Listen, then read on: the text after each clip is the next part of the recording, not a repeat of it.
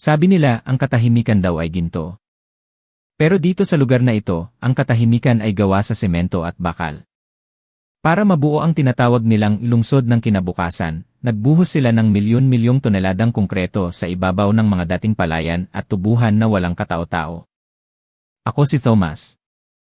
Sa loob ng 20 taon bilang sports journalist para sa The Daily Chronicle, nasuong ko na ang nakasusulasok na init ng Rio de Janeiro, halos mabasag na ang eardrums ko sa ingay ng mga vuvuzela sa South Africa, at ilang beses na ring naligaw sa masalimuot na labyrinth ng subway sa Tokyo. Sanay ako sa ingay. Para sa akin, ang ingay ay ang tibok ng puso ng esports.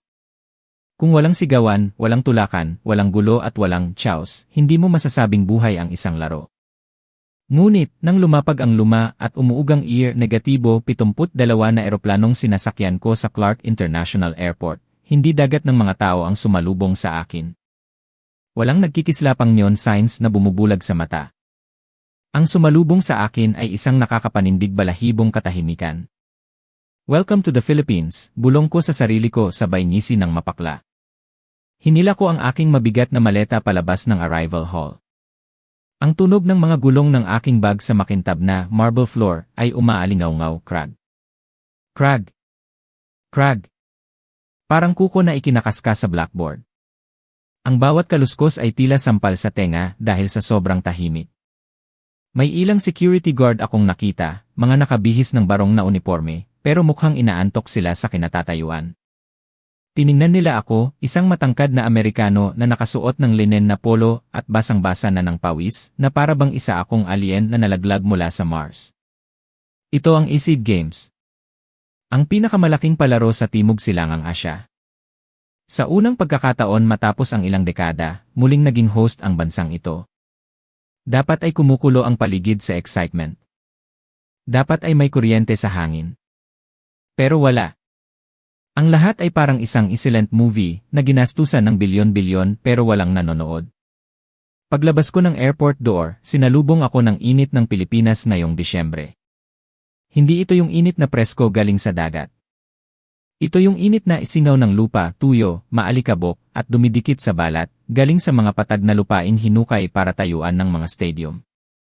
Isang lumang Toyota Vios na puti, ang tipikal na taxi sa probinsya, ang huminto sa tapat ko. Ang driver, na namumula ang bibig dahil sa pagnguya ng nganga, betelnut, o siguro ay candy, ay mumiti sa akin. Hotel, sir. Media center, tanong niya habang ipinapakita ang ngipin niyang namumula-mula.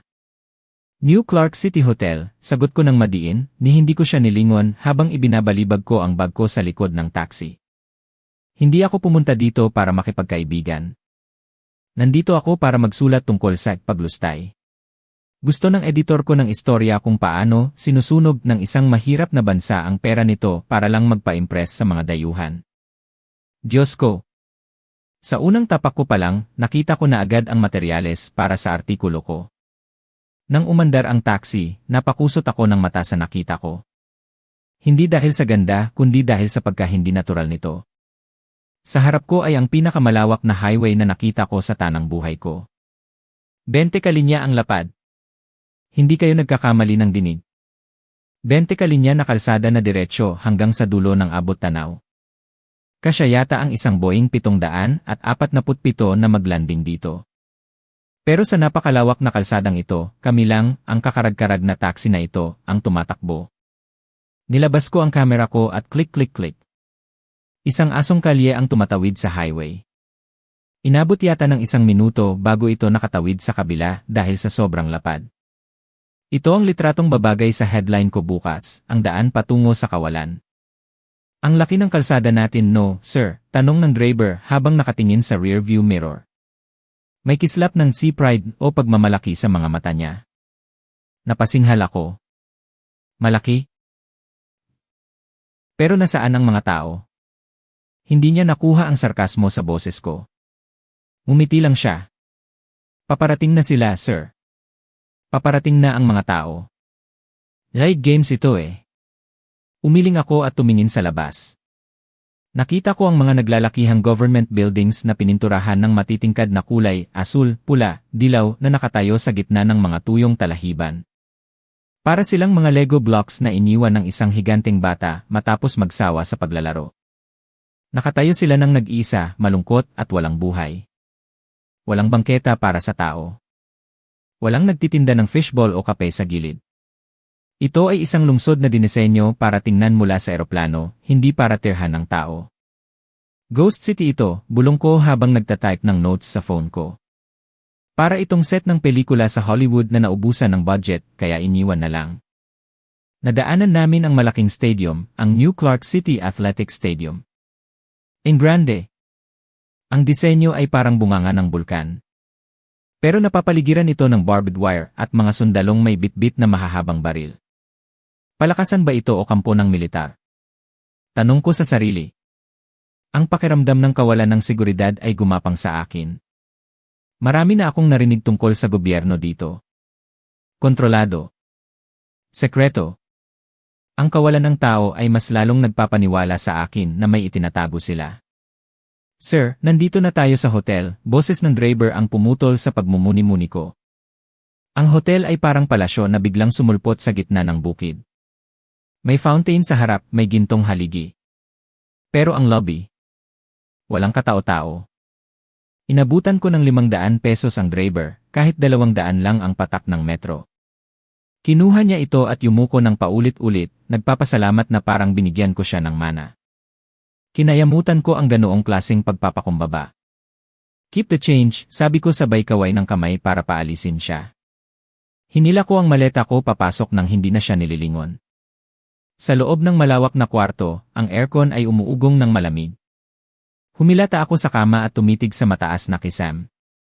Binuksan ko ang laptop at kumonekta sa Wi-Fi na parang Christmas lights, sa bagal, patay sindi.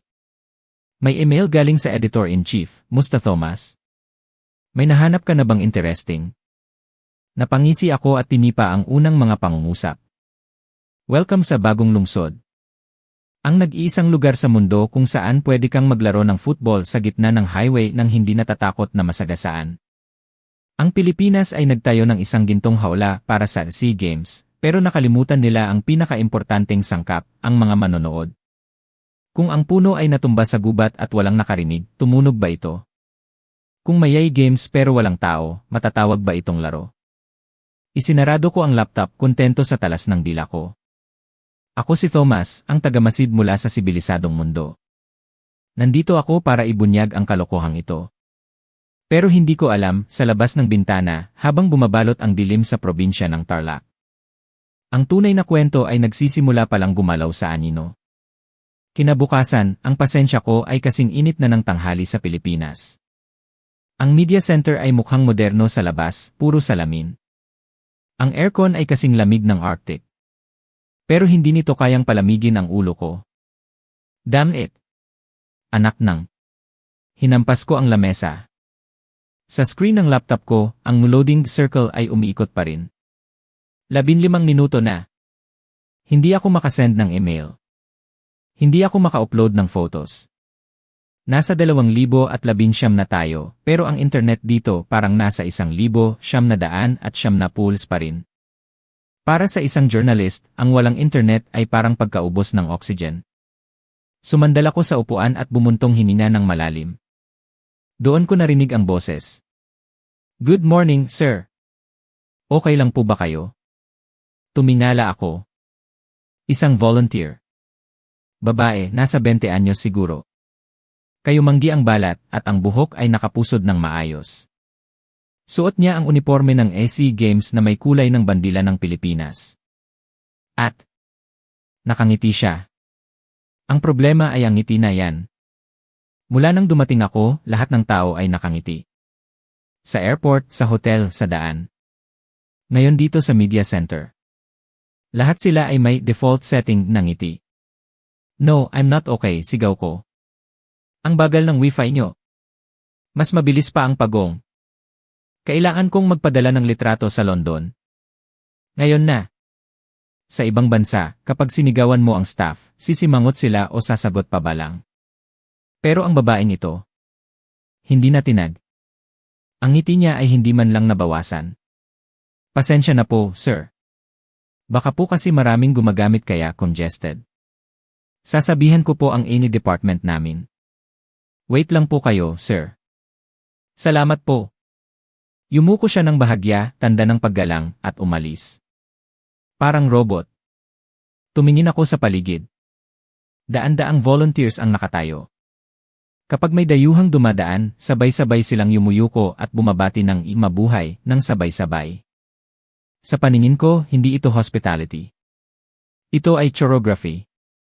Nakakakilabot. Para akong nanonood ng isang palabas kung saan bawal lumabas sa script. Ano ang nasa likod ng mga ngiting yan? Takot? Utos? Industrial smiles, ngiting pabrika, sulat ko sa notebook ko. Para silang mga manika na galing sa factory line, tinuruan ng pare-parehong ngiti. Hindi totoo. Walang buhay. Pagkalipas ng 10 minuto, bumalik yung babae. May dala siyang isang bote ng malamig na tubig at isang maliit na pakete ng dried mangoes. Sir, tubig po muna kayo habang naghihintay. Sa karirhay niyo po ito, dried mangoes, pride ng Pilipinas. Inaayos na po ng Iki ang linya. Inabot niya ito nang nakangiti pa rin. Mas lalo akong nainis. Sinigawan ko na siya, tapos bibigyan niya ako ng tubig at mangga. Ano to, suhol? Sinusubukan ba nilang bilhin ang mga journalist gamit ang ngiti at pagkain para hindi kami magsulat ng masama?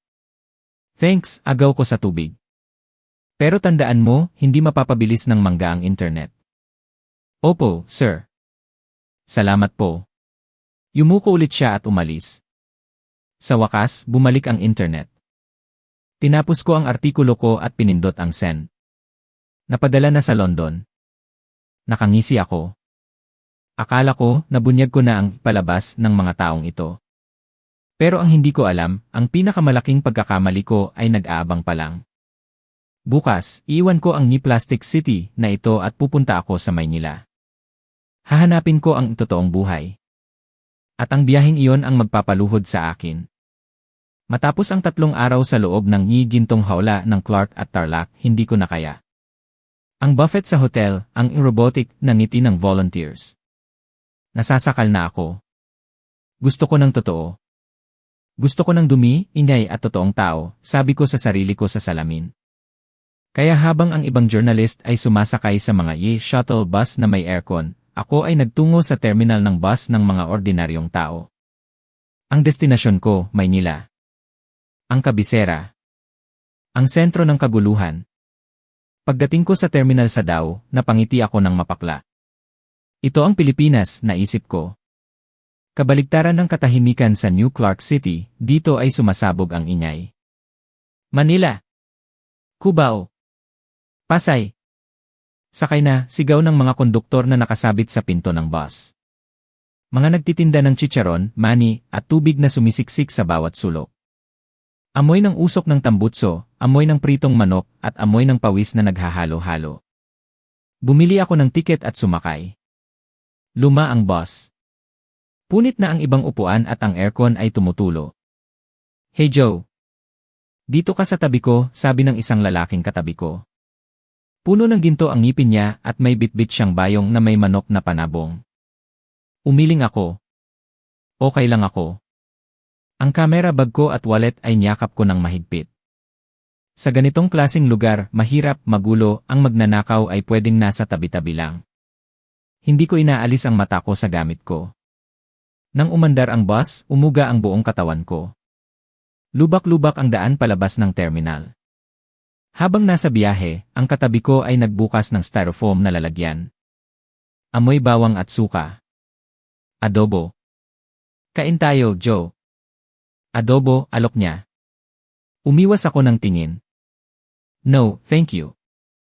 Sa isip-isip ko, hindi ako kakain ng pagkain na galing sa kung saan lang. Baka magka-diarrhea pa ako. Masyado silang friendly. Ano ba ito, likas na ugali o dahil lang Amerikano ako at gusto nilang makiusyoso? Nagsuot ako ng headphones, pumikit, at nagkulong sa sarili kong mundo. Ilang oras ang lumipas. Sa bintana, nakita ko ang pagpapalit ng tanawin mula sa mga bukid ng Central Luzon, papasok sa siksikan at mausok na kalsada ng EDSA. Gabi na nang makarating kami sa Cubao. Traffic. Sobrang traffic. Ang mga sasakyan ay parang sardinas. Ang mga bus, jeepney, at motor ay nagigitgitan. Walang galawan. Ang ingay ng mga busina ay walang katapusan. Napangiti ako. Ito ang hinahanap kong istorya. Ito ang pagkawasak na gusto kong makita. Pagbaba ko sa Cubao, parang gyera. Ang daming tao.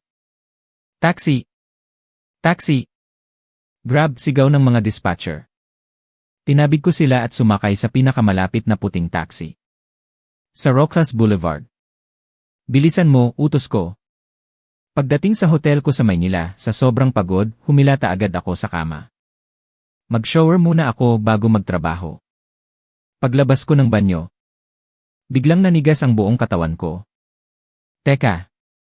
Inikot ko ang paningin ko sa kwarto. Nandoon ang maleta ng damit. Nandoon ang laptop. Pero, ang shoulder bag ko. Ang bag kung saan nakalagay ang Nikon 4 camera ko, mga lens, passport, wallet, at credit cards. Wala. Parang binuhusan ako ng malamig na tubig. Yakap-yakap ko yun sa bus. Pero noong bumaba ako sa Cubao, sa sobrang siksikan, nailagay ko ba sa taxi? Hindi. Noong bumaba ako ng taxi, hindi ko napansin. Naiwan ko sa taxi. Sa bulok na taxi na yon. Fuck, sigaw ko ng malakas. Tapos na. Tapos na ang buhay ko. Sa ganitong kagulong lungsod. Sa Maynila na puno ng snatchers at holdapper. Ang chance na mabalik ang gamit ko ay 0.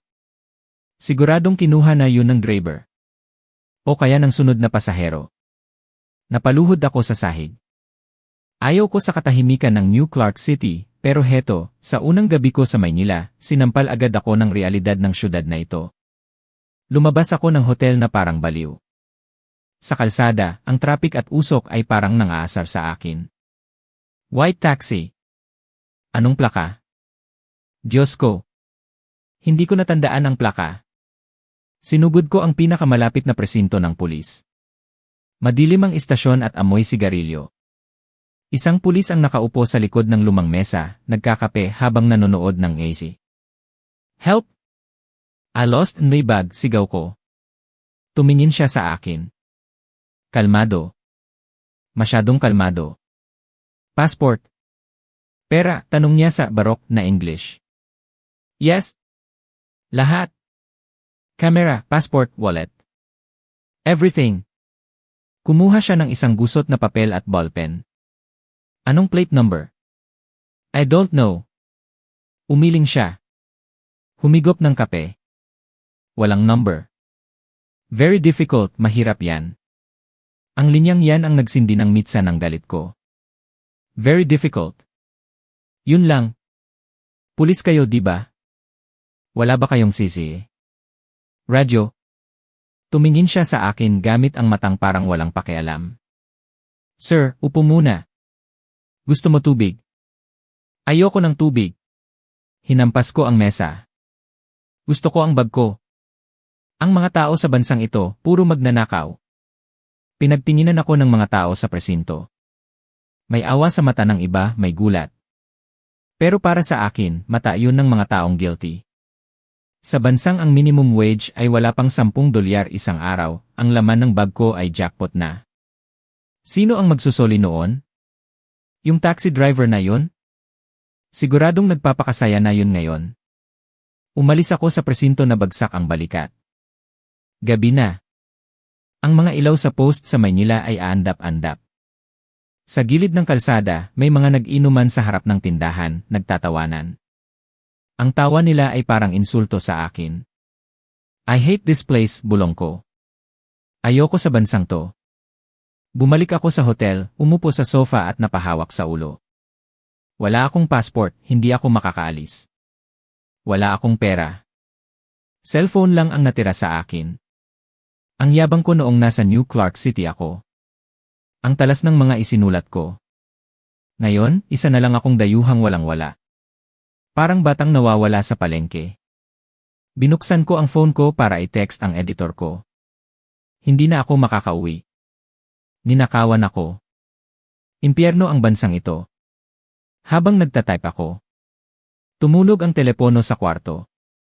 Hello, sagot ko, walang gana. Enner. Thomas, boses ng receptionist. May naghahanap po sa inyo sa lobby. Sino? Pulis? Hindi po sir. Taxi driver daw po. Tumigil ang tibok ng puso ko. Taxi driver. Anong ginagawa niya dito? Manghihingi ng pera. O baka blina-blackmail ako. Papasukin mo, sabi ko habang nanginginig ang panga. Bababa ako. Binuksan ko ang pinto. Nakakuyom ang kamao ko. Kahit ano paman, haharapin ko. Kung pera ang gusto nila, ibibigay ko, makuha ko lang ang passport ko. Pagbukas ng elevator sa ground floor, lumabas ako na parang sundalong sasabak sa giyera. Hinahanap ng mata ko ang kaaway. Ayun siya. Sa harap ng reception desk. Nakatayo siya. Nakasuot ng t-shirt na may tatak ng kandidato sa eleksyon na kupas na, nakamaong na pantalon, at tsinelas. Payat siya, sunog ang balat sa araw. Ang kamay niya ay puno ng kalyo. At hawak niya ang bag ko. Dire-diretso akong lumapit sa kanya. Nang makita niya ako, umiti siya. Yung ngiting kita ang gilagid pero tila nahihiya. Hello sir, inabot niya ang bag. Hindi ako nagsalita. Hinablot ko ang bag mula sa kamay niya. Wala sa isip ko ang magpasalamat. Ang nasa isip ko lang ay inspeksyon. Binuksan ko ang zipper. Nanginginig ang kamay ko. Una, Nikon 4 camera. Nandito. Lensa. Nandito. Pangalawa, passport. Nandito. Pangatlo, wallet. Binuksan ko ang wallet. Ang US dollars 2,000 at ang 5,000 piso. Kumpleto. Walang labis, walang kulang. Ni 5 duling, walang nawala. Natigilan ako. Tuminala ako at tiningnan siya. Nakangiti pa rin siya. Bakit? Hindi maproseso ng utak ko. Bakit hindi ka kumuha kahit magkano? Ah, alam ko na. Baka naghihintay siya ng mas malaki. Siyempre. Hindi siya kumuha sa wallet kasi gusto niya ako mismo ang magbigay ng malaking reward. Alam niyang mayaman ako. Okay, bumuntong hininga ako. Humugot ako ng 5 piraso ng US dollars 100 bill, US dollars 500. Sa pera nila, halos 25,000 pesos ito. Ilang buwang kita na niya ito sa pamamasada. Walang tatanggi dito. Oh, sabi ko, akmang isisiksik ang pera sa bulsa ng shirt niya. Para sa'yo. Kunin mo na at umalis ka na. Pero, may nangyaring hindi ka panipaniwala. Umatras siya. Itinaas niya ang 2 kamay niya na parang sumusuko. Nag-iba ang mukha niya. No, no, sir. No money. Kumunot ang noo ko. Kulang ba? Gusto mo US dollars 1,000? No. No money. Umiling siya ng mabilis. Dahil hirap siya sa English, ginamit niya ang kamay niya para magpaliwanag. Tinapik niya ang dibdib niya. Filipino. Honest. You. Guest. Bisita. Ang Pilipino. Tapat. Kayo ay. Bisita. Nanginginig ang boses niya. Hindi sa galit, kundi parang nalulungkot siya na hindi ko siya maintindihan. Ang receptionist na nasa gilid ay lumapit at nag-translate. Sir, sabi po ni Manong, bisita daw po kayo. Kapag nawalan daw ang bisita, kahihiyan daw ng Pilipinas iyon. Hindi daw po ugali ng Pilipino ang kumuha ng hindi sa kanya. Masaya daw siyang naibalik sa inyo. Ang US dollars 500 sa kamay ko ay biglang bumigat. Para itong naging bato. Nakaramdam ako ng hiya. Ang init ng mukha ko. Pinagbintangan ko siyang magnanakaw. Ang tingin ko sa kanya ay mukhang pera. Pero ang taong ito, ang dangal niya ay hindi kayang bilhin ng US dollars 500. Pero, ang layo ng pinanggalingan mo. Traffic pa. Kahit pang gasolina lang, tanggapin mo na, lumambot na ang boses ko. Umiti ulit siya. Sa pagkakataong ito, ang ngiti niya ay parang araw na sumisikat matapos ang bagyo. Picture, tanong niya. One picture. With you? Yun lang. Tinanggihan niya ang $500. Para lang sa isang litrato. Tumango ako, tuliro pa rin. Nilabas niya ang luma niyang cellphone na basag ang screen. Ang receptionist ang kumuha ng litrato. Tumabi siya sa akin, inakbayan ako, na ikinagulat ko, at nag-thumbs up. Okay. Cheese! Pagkatapos ng flash, kinamayan niya ako ng mahigpit. Magaspang ang palad niya, pero mainit. Thank you, sir. Welcome to the Philippines. Enjoy Manila. Tumalikod siya at naglakad palabas ng hotel. Masaya. Magaan ang lakad. Ni hindi man lang siya lumingon sa $500 na hawak ko pa rin. Naiwan akong nakatayo sa gitna ng lobby. Isang kamay hawak ang camera bag, ang isa hawak ang pera. Ang mga hinalat ko ay nabasag. Ang yabang ko ay natunaw. Anong ginawa ko? Tanong ko sa sarili ko. Hindi ako nakatulog ng maayos noong gabing iyon. Hindi lang kamera at passport ang naibalik sa akin. May naibalik sa akin na isang bagay na matagal ko nang nawala sa sarili ko, ang tiwala sa kapwa-tao. At ito. Simula pa lamang. Bumalik ako sa Clark kinabukasan para sa mga laro. Ang syudad ay tahimik pa rin pero ang ingay sa utak ko ay hindi humuhupa. Ang ngiti ng taxi driver na yon ay minumulto ako. Pumasok ako sa stadium para manood ng sepak takraw. Nilabas ko ang kamera ko. Hindi para maghanap ng mali, kundi para umintindi. Sa gitna ng court, naglalaro ang mga atleta. Ang bola ay yari sa ratan. Nang magsimula ang laro, namangha ako. Sa kanluran, ang sports ay giyera. Football, rugby. Layunin mong talunin ang kalaban, ibagsak sila. May panalo, may talo. Pero dito, ibang klase ang galaw. Ang bawat sipa, bawat spike, ay parang sayaw. Kapag nagkamali ang isa, tinutulungan ng kakampi na bumangon. May tawag sila dito, bayanihan. Pagtutulungan. Biglang. Nag-click sa utak ko. Yung taxi driver. Kaya hindi niya kinuha ang pera, dahil sa kultura nila, ang lipunan ay parang isang malaking pamilya o barangay. Kapag may isang nagkamali, tulad ng pag-iwan ko ng bag, tungkulin ng iba na saluhin ito para hindi bumagsak sa lupa ang bola, ang dangal ng bansa. Kung kinuha niya ang bag ko, para niyang hinayaang mahulog ang bola. Ang bisita ay mahalaga. Nagpalakpakan ang mga tao sa stadium. Hindi dahil may nanalo, kundi dahil sa ganda ng laro. Binaba ko ang kamera. Sa unang pagkakataon, naramdaman ko ang bansang ito gamit ang puso ko. Pero hindi pa tapos ang leksyon ng tadhana sa akin. Sa susunod na araw, sa laban ng football, Ascalcia, Indonesia, makikita ko ang isang bagay na lalong magpapalambot sa tuhod ko.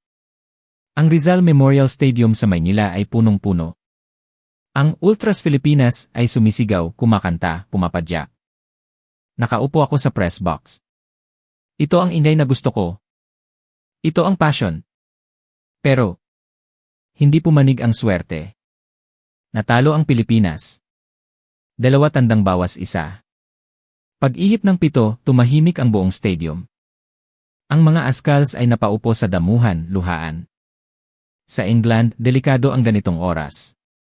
Kapag natalo ang home team, magliliparan ang bote ng beer.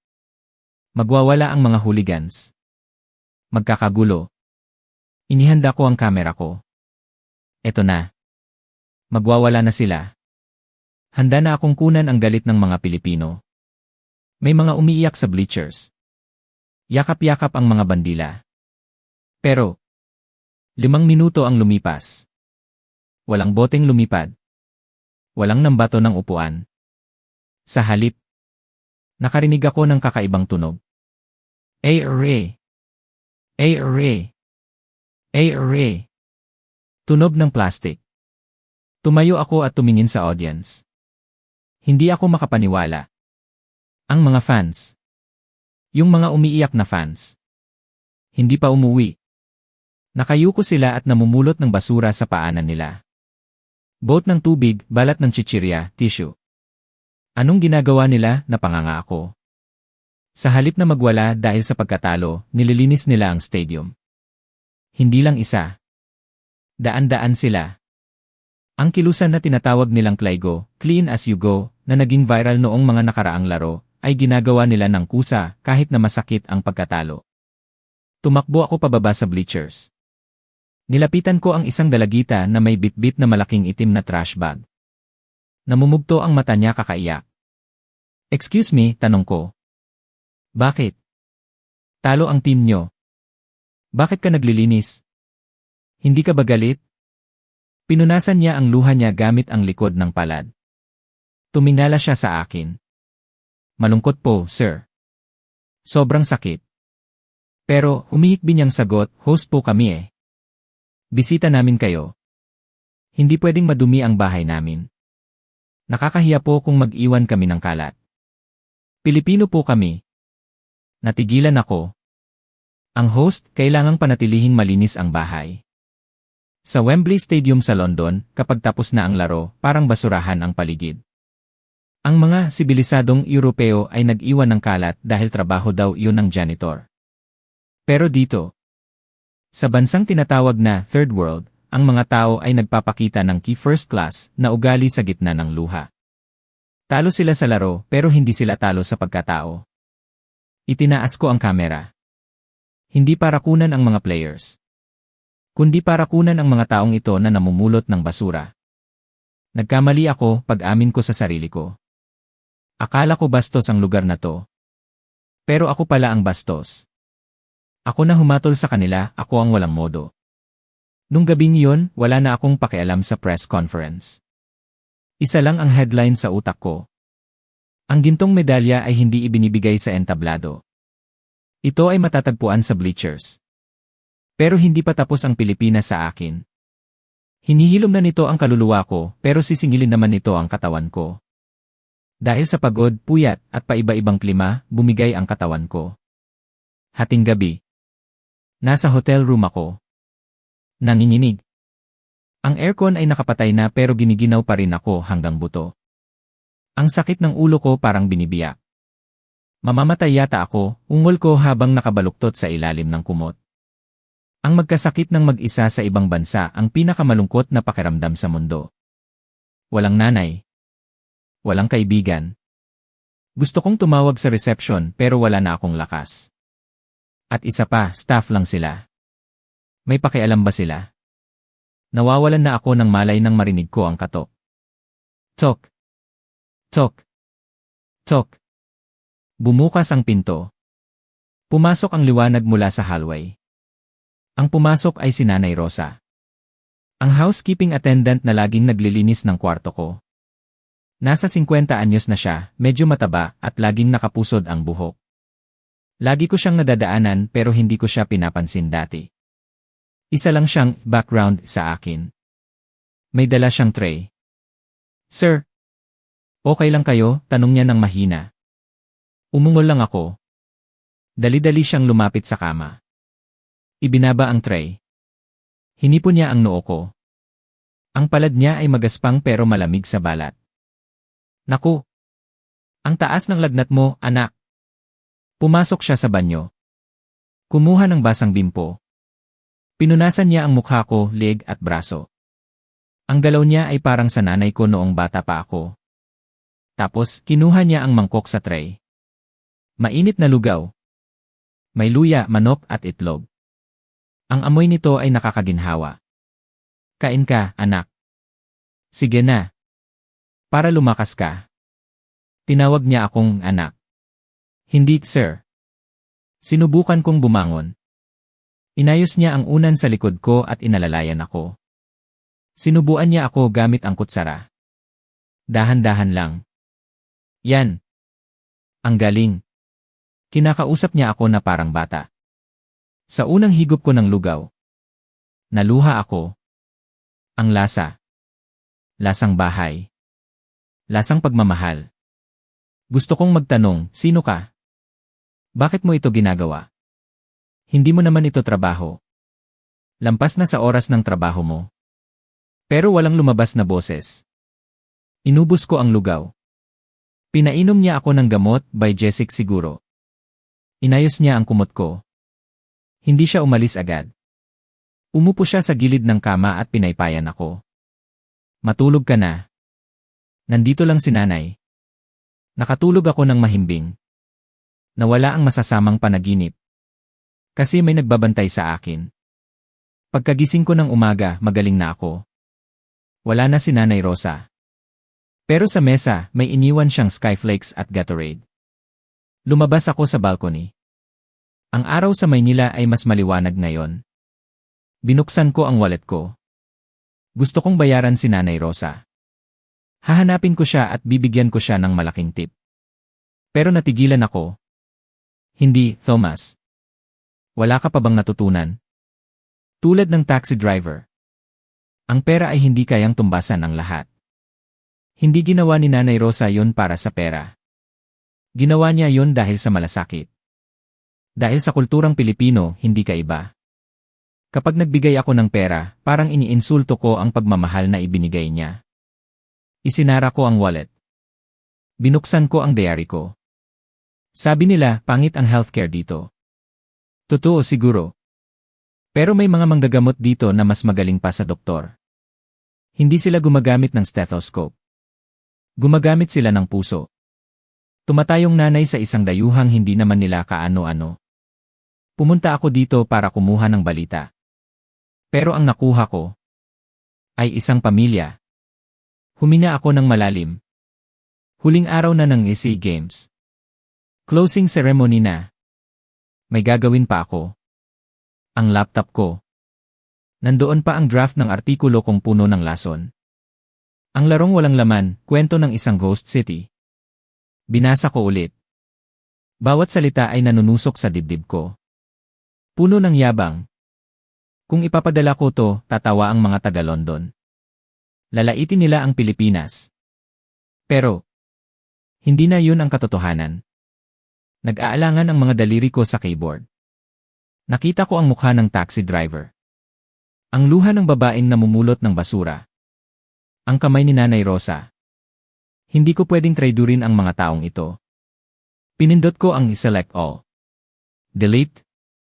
Nawala ang lahat ng salita. Malinis na ang pahina. Bumuntong hininga ako. Gumaan ang pakiramdam ko. Nagtype ako ng bagong headline. Malalaking letra. Yale Gold Medal Trust dan gintong medalya ng pagtitiwala. At mula sa puso ko, dumaloy ang mga salita. Dumating ako sa bansang ito na naghahanap ng kapintasan. Inilista ko ang traffic, ang init, ang mabagal na internet.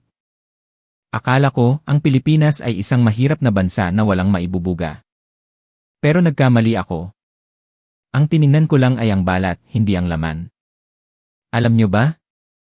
Sa bansang ito, ang isang taxi driver na halos walang makain ay nagsauli ng gamit na katumbas ng ilang taon niyang sweldo. Tinanggihan niya ang pabuya dahil para sa kanya, ang bisita ay ginto. Sa bansang ito, ang mga fans ay naglilinis ng stadium habang umiiyak sa pagkatalo dahil nirerespeto nila ang kanilang tahanan. Sa bansang ito, ang malasakit ay hindi lang salita. Ito ay pagkilos. Tingnan niyo ang medal tally. Baka Vietnam o Thailand ang manalo ng pinakamaraming ginto. Pero sa kompetisyon ng pagpapakatao, ang Pilipinas ang nag-uwi ng kampyonato. Hindi semento ang pundasyon ng bansang ito, kundi puso at tiwala. Kung tatanungin niyo ako, ito ang pinakamatagumpay na SEA Games sa kasaysayan. Dahil nagawa nilang baguhin ang puso ng isang mapanghusgang katulad ko. Pagkatapos kong i-type ang huling tuldok, basa na ang pisngi ko. Send. Tapos na. Bahala na kung magustuhan ng editor ko. Ito ang totoo. Ito ang kabayaran ko sa Pilipinas. Sa labas, sumabog ang fireworks ng closing ceremony sa New Clark City na pinapanood ko sa hotel. Ang ganda. Salamat, Pilipinas. Kinabukasan, paalis na ako. Pero bago ako sumakay ng eroplano sa NE, may isa pa akong gagawin. Sa check-in counter, ninisyon ako ng staff. Dati, naiinis ako sa ngating yan. Ngayon, nakikita ko na itong parang sinag ng araw. Mabuhay, sir! Did you enjoy your stay? Umiti ako. Totoong ngiti. Sobra. Amazing ang bansa nyo. Bago ako pumasok sa boarding gate, tiningnan ko ulit ang litrato sa wallet ko. Ako at si Manong driver. Naka-thumbs up siya, kita ang iting kulang-kulang ang ngipin pero puno ng yaman. Hindi ko man lang nalaman ang pangalan niya. Hindi ko alam kung taga saan siya. Pero tinuruan niya ako ng pinaka-importanteng leksyon sa buhay. Ang halaga ng tao ay hindi nasusukat sa kung anong mayroon siya. Ito ay nasusukat sa kung ano ang kaya niyang ibigay kahit wala siya. Mahirap siya sa pera, pero mas mayaman siya sa akin sa dangal. Umandar na ang eroplano. Umangat ang mga gulong mula sa lupa. Dumungaw ako sa bintana. Nakita ko ang Metro Manila. Ang siksikang mga bahay, ang ilaw ng EDSA na parang ahas na ginto. Dati, akala ko ang ginto sa Pilipinas ay nasa mga alahas lang o sa bangko. Mali ako. Ang tunay na ginto ay nasa puso ng mga taong nasa ibaba. Binasa ko ang reply ng editor ko sa phone, "Thomas, this is the best piece you've ever written. Hindi ko alam kung anong nangyari sa'yo dyan, pero nagbago ka." Nagbago ako. Pinikit ko ang mata ko. Naririnig ko pa rin ang bating imabuhay. Dati, akala ko hello lang ang ibig sabihin nun. Ngayon ko lang nalaman. Ang imabuhay ay may you live. Isang pagpapala. Isang dasal para sa kapwa. Paalam, Pilipinas, bulong ko. Pero hindi ito ang huli. Babalik ako. Hindi bilang reporter na si Thomas, kundi bilang isang kapamilya. Pumasok ang eroplano sa ulap. Naiwan ang init at ingay ng Maynila. Pero sa dibdib ko, parang may nakasabit na gintong medalya. Mabigat. Mainit. At mananatili doon habang buhay.